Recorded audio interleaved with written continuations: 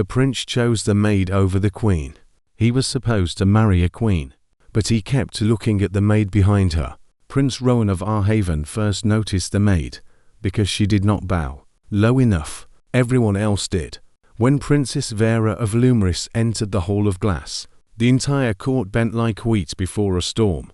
Lords bowed, ladies curtsied, servants lowered their eyes, musicians softened their song. Even Rowan's father, the dying king, lifted one trembling hand from his throne, if welcoming salvation itself. Vera was beautiful in the way royal portraits were beautiful. Perfectly arranged, perfectly lit, perfectly distant. She wore a gown of white silk embroidered with tiny golden lily, the sacred flower of Lumeris. Her blonde hair fell in polished waves over one shoulder. A diamond circlet rested on her head. Her smile looked practiced enough to survive a war, and that was exactly why she had come. To end one. Arhaven and Lumeris had spent 9 years circling each other with armies, spies, taxes, border fires, and dead sons.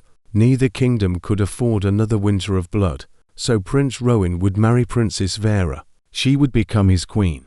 Their marriage would seal the treaty. Their children would inherit both peace and resentment. That was the plan. Rowan had agreed because his people were starving, not because he believed in love. Love had never been asked to attend royal marriages.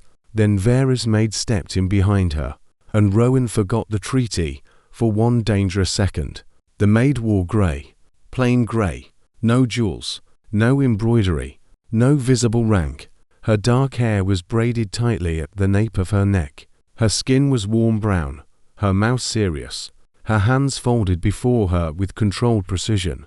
But her eyes were what caught him, not because they were beautiful, though they were, because they were watching everything. The exits, the guards, the banners, the distance between the king's throne and the council table, the little cup of medicine in beside Rowan's father's right hand. The maid saw the whole room in one glance. Then she bowed, not deeply, not carelessly, only enough. Rowan felt his chief advisor stiffen beside him. Someone would call it disrespect. Rowan called it interesting. Princess Vera stopped at the center of the hall and smiled. "Your Majesty, Your Highness, Lumeris comes with hope." Her voice was sweet, too sweet, like honey poured over a knife. King Alaric smiled weakly. "Then Arhaven receives you with gratitude." Rowan stepped forward. He was expected to kiss Vera's hand. He did. Her fingers were cold and smooth. She smelled of rose oil and wintergreen. "A pleasure, Princess," he said. "The pleasure is mine, Prince Rowan." Her smile did not reach her eyes. Behind her, the maid looked at the treaty table. A fraction of a second, barely anything. But Rowan saw it. She had noticed the map, not the jewels, not the throne. The map. That evening, the welcome feast lasted 4 hours. Vera sat beside Rowan, beneath hanging crystal lamps, answering every question with perfect grace and almost no substance. She praised Arhaven's wine, but did not drink more than 2 sips. She called the border villages charming, though Rowan doubted she had ever crossed. Mud without a carriage. She laughed when the generals laughed. She smiled when priests spoke of unity. She did everything a princess trained for diplomacy should do. And still, Rowan found himself watching the maid. She stood behind Vera's chair, silent as a shadow. When a servant poured the wrong wine for the fish course, she corrected it with a glance before anyone else noticed. When Lord Berwick mentioned the Western Pass, her eyes sharpened. When the court musician played an old Lumerian morning song as entertainment, her jaw tightened. Vera did not react at all. That was Rowan's second warning. Any true daughter of Lumeris would know that song. Any royal daughter would know it was only played for dead queens and lost heirs. But Princess Vera smiled through it like it was a garden tune. Rowan leaned back in his chair. "Your maid is attentive." Vera's gaze flicked toward the woman behind her. "Myra, so that was her name." Myra lowered her eyes. "She has served me 4 years," Vera said. "Quiet girl. Very useful." Useful. The word landed badly. Myra's face did not change. Rowan looked at her, only for a moment, but long enough to see that she had heard the word too. Later that night, Rowan found Myra in the east corridor holding a tray of empty cups. The corridor was quiet. Moonlight fell through tall windows, turning the marble floor silver. She stopped when she saw him. This time, she bowed properly. Properly. Your Highness. You know court etiquette after all. Her eyes lifted. Cool. Careful. I know when people are looking for reasons to punish me. Rowan almost smiled. Most servants avoided wit around royalty. Wit had a way of becoming treason when kings felt small. I was not looking for a reason. No, I was looking for an explanation. For my bow. For why a maid from Lumris recognized the border map in the hall. Before the princess did, Myra went still. Only slightly. Enough. Rowan stepped closer. Not too close. He had learned young that rank could make proximity feel like a trap. Myra held the tray between them. A shield made of silver and empty cups. I carry letters for Her Highness, she said. I have seen maps. Have you seen troop movements too? I have seen men die because princes move pins on tables and call it strategy. The answer was too sharp for a maid, too true for a courtier. Rowan studied her. You speak boldly for someone carrying cups, and you ask dangerous questions for someone about to marry peace. A laugh almost escaped him. He caught it. You think this marriage will not bring peace? Myra's mouth tightened. I think peace built on lies collapses quietly first, then all at once. Before he could answer, footsteps approached. Myra lowered her gaze immediately. The sharp woman vanished. The maid returned. Lord Beric turned the corner and bowed.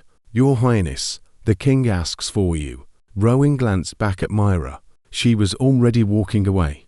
But the corridor felt different after she left, as if something true had briefly entered it and refused to apologize.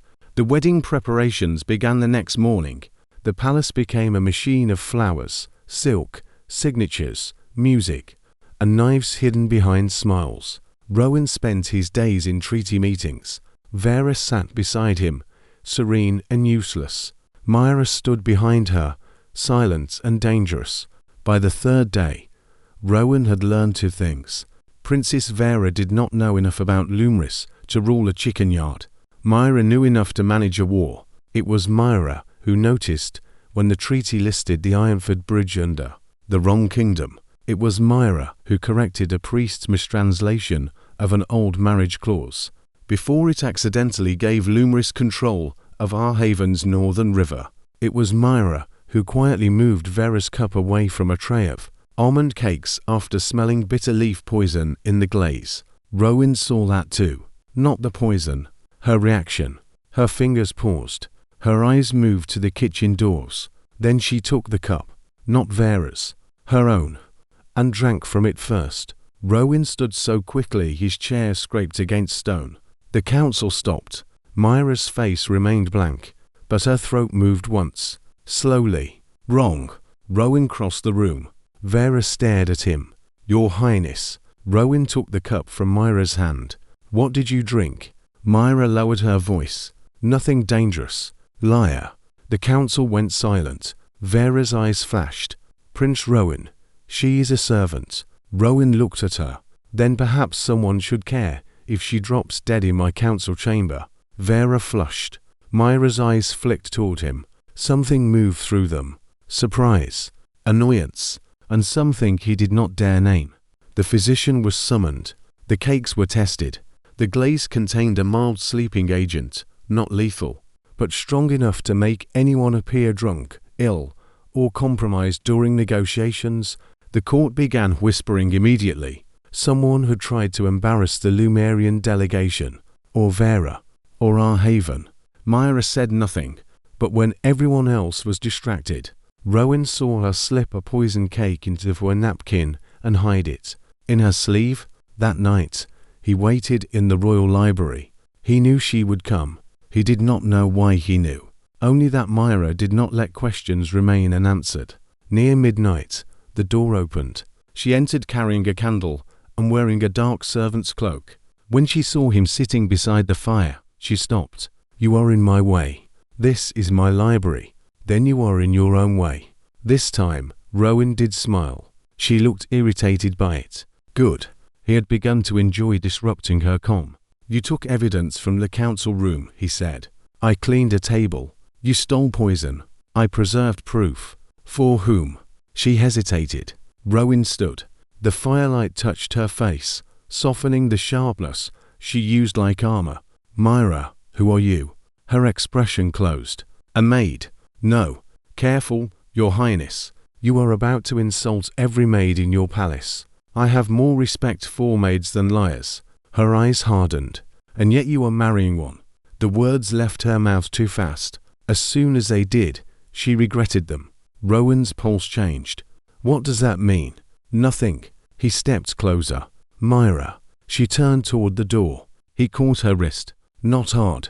Only enough to stop her. The moment his fingers touched her skin, both of them went still. Her wrist was warm. Her pulse beat fast beneath his thumb. Too fast. Not fear alone. Rowan released her instantly. I'm sorry. Myra stared at the place he had touched, then at him.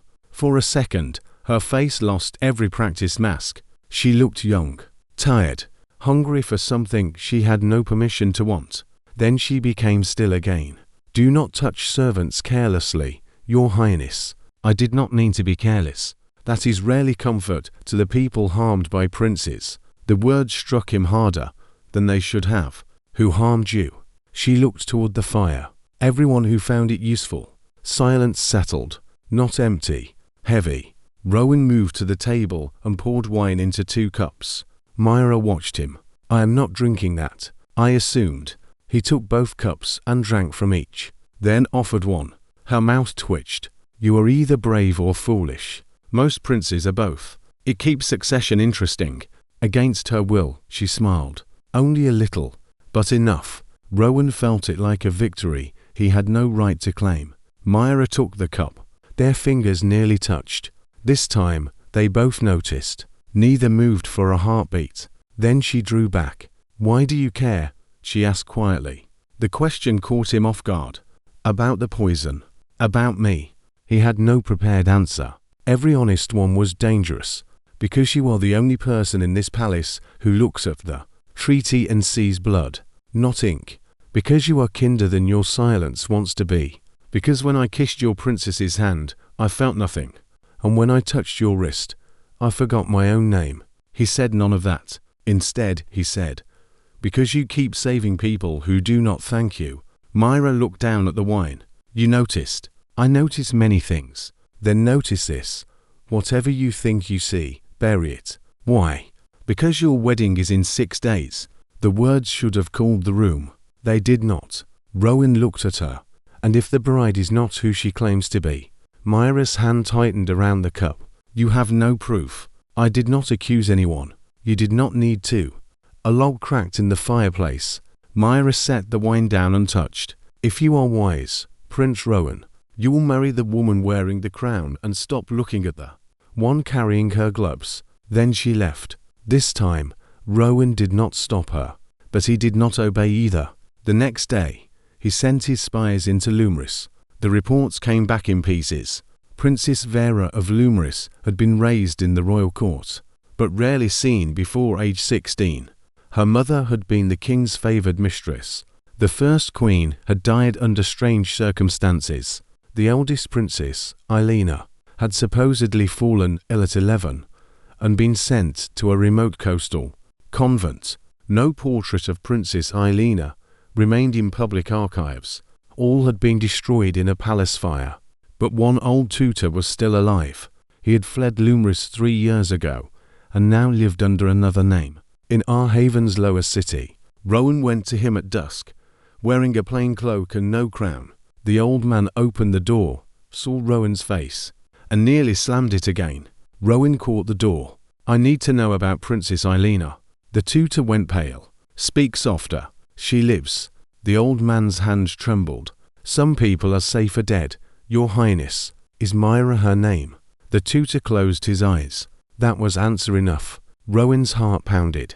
Tell me. The old man let him inside. His name was Master Adrian.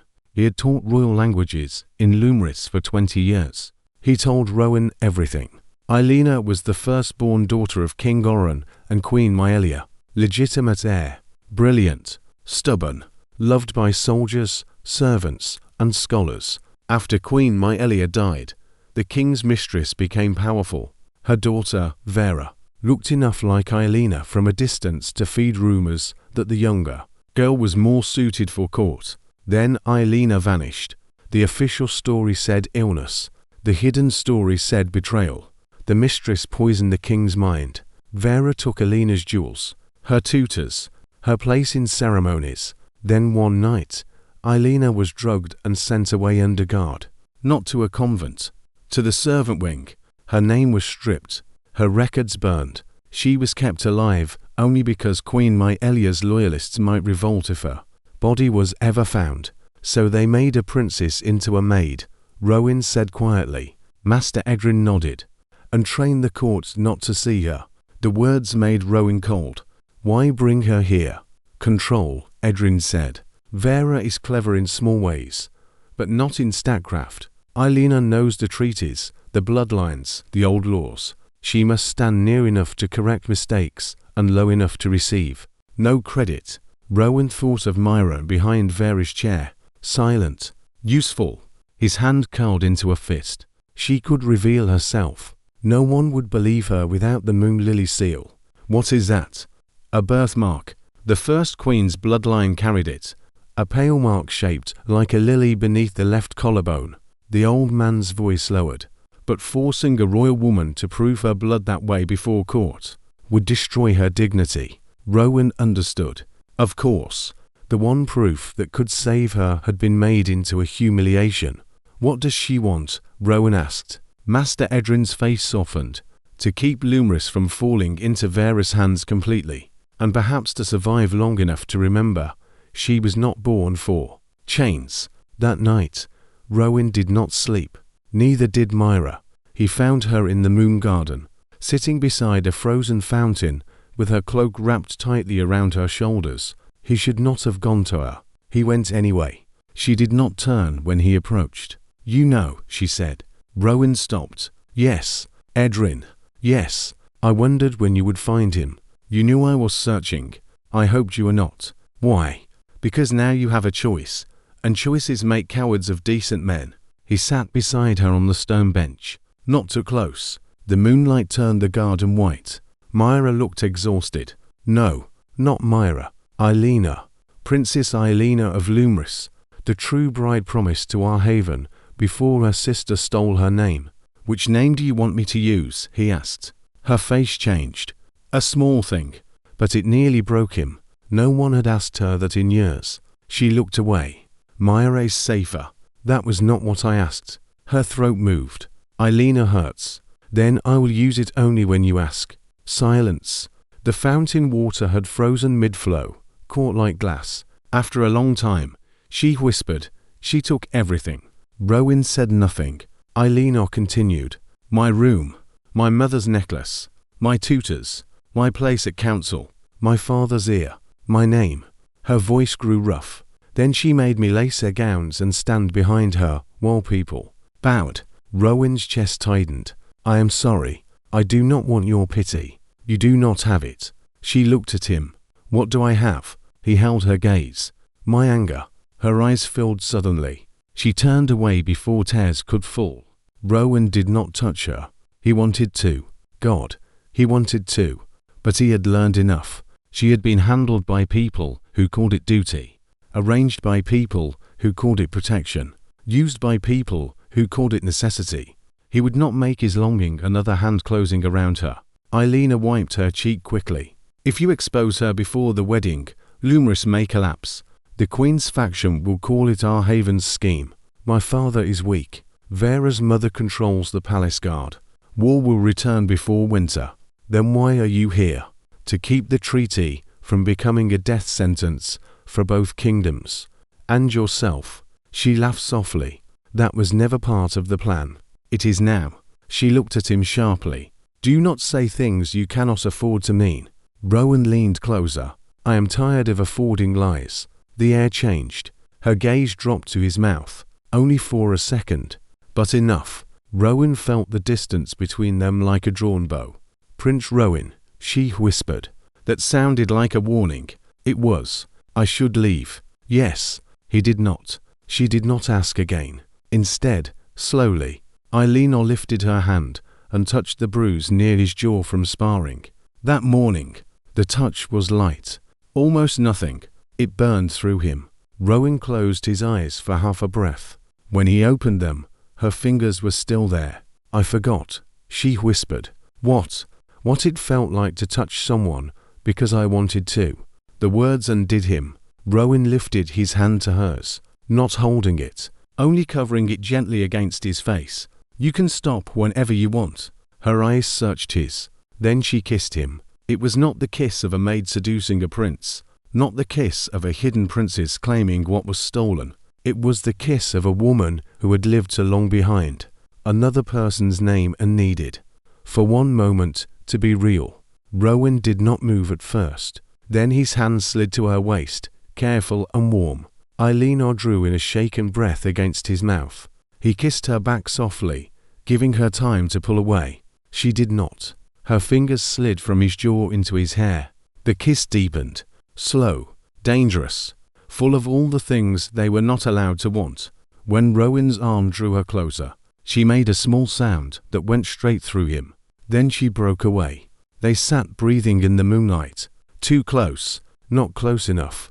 Eileen touched her lips as if she had betrayed herself. Rowan's voice was rough. I'm sorry. Do not be noble now. It will irritate me. Despite everything, he almost laughed. She looked at him. You are still marrying Vera. No. Her eyes widened.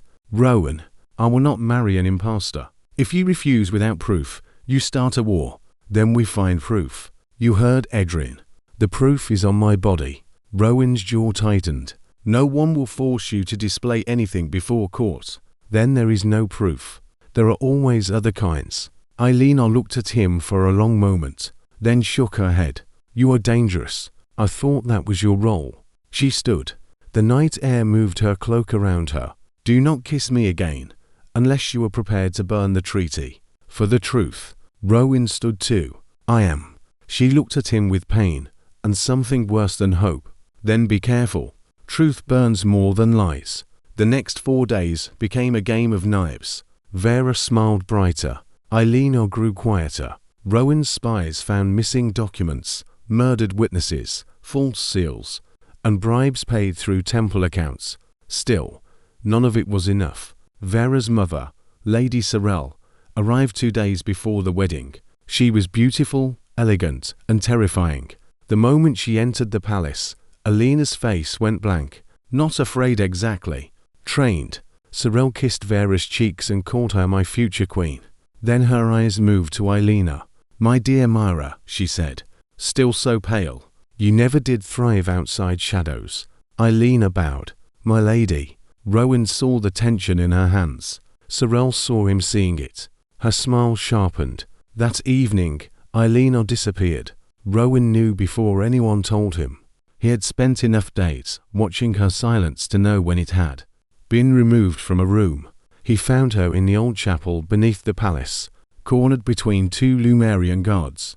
One held her by the arm, the other pressed a knife to her ribs. Sorrel stood before her, calm as winter. You were always ungrateful, Sorrel said. Alina's voice was low. You stole my life. I improved it. A life as a dead princess would have been much shorter. Rowan drew his sword. The sound rang through the chapel. Everyone turned. Sorrel did not look surprised. Your Highness, this is a family matter. Rowan stepped down the chapel stairs. Then remove your guard's hand from my family. Eileen looked at him. Shock flickered across her face. Sorrel's eyes narrowed. How touching. Let her go. She's a servant. No. The word filled the chapel. The guard tightened his grip on Eileen. Rowan lifted his sword. I'll say this once. Release her. Sorrel smiled. You would threaten foreign guards over a maid. I would kill foreign guards over Princess Eileen of Lumris. The chapel went silent. Eileen closed her eyes. Sorrel's smile vanished. You have been listening to all ghosts. I have been listening to the woman who should have been standing beside me from the beginning. Sorrel nodded once. The guard with the knife moved. Eileen moved faster. She drove her elbow into his throat, twisted from the second guard's hold. and seized his wrist with vicious precision. The knife clattered to the floor. Rowan crossed the remaining distance and struck the first guard with the flat of his blade. The man fell. The second reached for Eileen again. She caught his arm and turned his momentum against him, slamming him into the stone wall. Rowan stared for half a second. Eileen looked at him. "What? You said you were a maid." "I also said I was patient." Sorrel backed toward the altar. Rowan's guards flooded the chapel. But Sorrel smiled again. "You have nothing. No proof. No public witness. Only a prince besotted with a servant." Alina's face went pale. Sorrel leaned closer. "If you reveal yourself, child, I will tell the court you are mad. I will say grief and jealousy rotted your mind. I will say you carved your own body to imitate a royal mark." Rowan's grip tightened on his sword. Sorrel continued, "And the saddest part is, many will believe me, because people prefer a clean princess to an inconvenient true one." Eileen lifted her chin. "You are right." Sorrel blinked. Eileen stepped forward. "They will believe you if I stand alone." Then she looked at Rowan. "But I am not alone anymore." The wedding day arrived under a sky heavy with rain. The cathedral was filled before noon. Nobles of Arhaven sat on one side, Lumerian envoys on the other. King Alaric, too ill to stand, watched from a wheeled chair near the altar. Vera entered in gold. She looked like a queen from a painting. Beautiful, empty, triumphant. Behind her walked Eileen in grey. The court barely looked at her. Rowan did. The priest began the ceremony. "To kingdoms come before the gods." Vera smiled at Rowan. Eileen stood behind her, face unreadable. The priest continued, "Let truth witness the joining." Rowan almost laughed at that. Truth had waited long enough. When the priest asked if any lawful challenge stood against the union, Sorrel's mouth curved faintly. No one spoke. Then Rowan stepped away from Vera. Murmurs rose. Vera's smile froze. "Rowan." He turned to the hall. "I challenged the bride's name." The cathedral erupted. Vera went white. Sorrel stood. "This is madness." Rowan looked at her. "No, this is a correction." He held out his hand. Not to Vera. To the maid behind her. Eileen looked at his hand. For one breath, she seemed ready to refuse. Not from fear. From the weight of what accepting would cost. Then she stepped forward and placed her hand in his. The cathedral seemed to inhale. Rowan turned to the court. "This woman is Princess Eileen of Lumris, firstborn daughter of Queen Maelia, lawful heir to the Lily throne." Chaos broke out. Vera shouted over the crowd. "She's a servant. A liar." Sorrel's voice cut sharper. "She's unstable. She has served my daughter 4 years." Alina's hand trembled in Rowan's. He tightened his fingers. Not to hold her still. To remind her he was there. Master Adrian stepped from the side chapel. Gasps followed. Many Lumerian nobles recognized him. The old tutor bowed. "I taught Princess Eileen from age 4 until the night she vanished. The woman in grey is the princess I raised." Sorrel laughed coldly. "An old man bought by Arhaven." Then Captain Mara entered with 2 women in dark blue. Former palace nurses from Lumris. Both had been smuggled out by Rowan's spies. One of them wept when she saw Eileen. "My princess," she whispered. Alina's face broke for 1 second. Only one.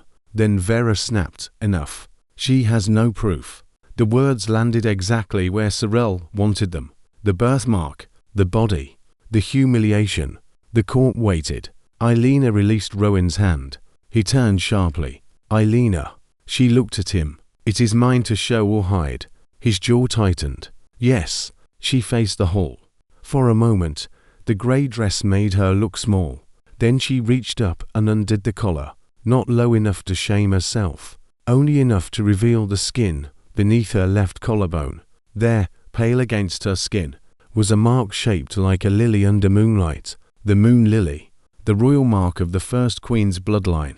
The Lumerian side of the cathedral fell silent. Then one old lord rose. His hands shook. He bowed. "Princess Eileen." Another followed. Then another. Vera stared as her court bent toward the woman she had called useful. Sorrel's face twisted. "You stupid girl," she hissed. Rowan moved before Eileen could. He placed himself between them. Speak carefully. You are addressing my future queen." The words struck the hall like lightning. Aelina looked at him. Her eyes filled. Not because he chose her. Because he said it before everyone. Not maid. Not secret. Queen.